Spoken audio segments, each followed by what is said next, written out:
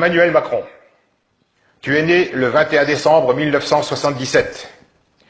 Tu es donc plus jeune que moi. Je te tutoie donc, mais toi, tu devras nous vous voyer et nous appeler ou Monsieur Chaumont ou Monsieur Petit-Demange. Sache que nous sommes plusieurs millions de Français à penser ce que je vais te dire. Il y a beaucoup de monde avec moi. Comme tu n'es pas président de la République, puisque République il n'y a plus depuis le 1er janvier 2017, que tu usurpes cette fonction publique depuis le 7 mai 2017, je n'ai donc à ce titre aucun respect particulier à avoir envers ta personne. Et ton comportement irrationnel, immature, malsain, n'incite pas au respect. Après toutes tes conneries, je me lâche un peu, commises depuis plus d'1 an, dont 2 que les Français ne te pardonneront jamais.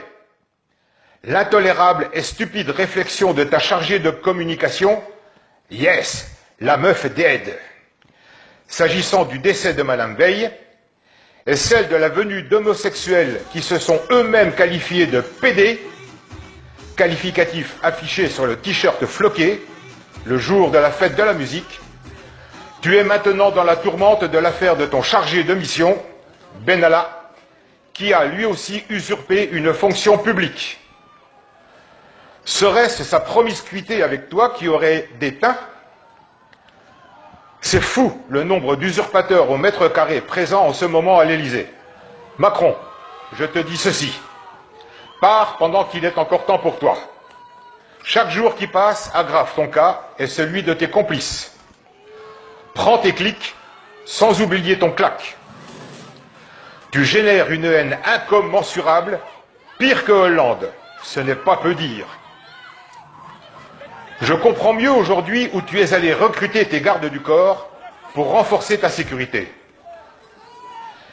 Même par népotisme, sache que ton chargé de mission, Benalla, ne fera jamais partie du corps des officiers supérieurs de la gendarmerie nationale, et puisque je cite l'une des composantes des forces de l'ordre, sache que le service chargé de la protection des personnalités appartient à la police nationale, pas à une bande de barbouzes.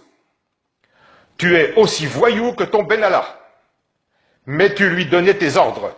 C'est toi le premier responsable.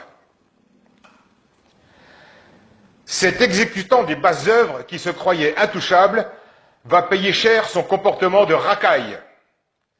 Les services de police, celles officielles naturellement, et la justice vont s'occuper de lui.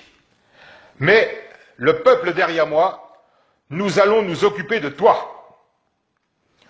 Toi et tes copains friqués, vous ne réussirez pas à avilir le peuple de France. Je te concède qu'il y aura le malheur, la désolation, la tristesse, mais non seulement vous ne réussirez pas, mais vous en paierez chèrement les conséquences. Il vous faudra assumer.